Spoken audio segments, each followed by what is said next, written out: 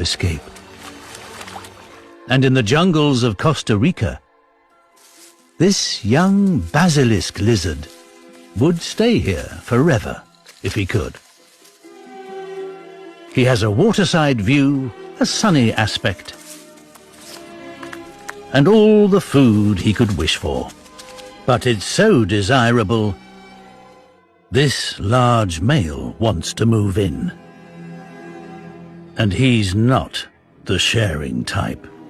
When it comes to a basilisk showdown, bigger is better.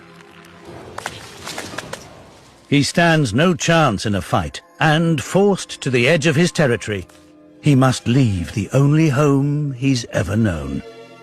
But trapped by the river, he'll need a miracle to escape. He can walk on water. His rear feet are almost half the size of his leg.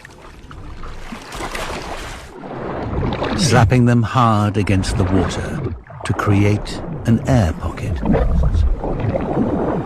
An extraordinary means of escape. No wonder he's also known as the Jesus Christ lizard.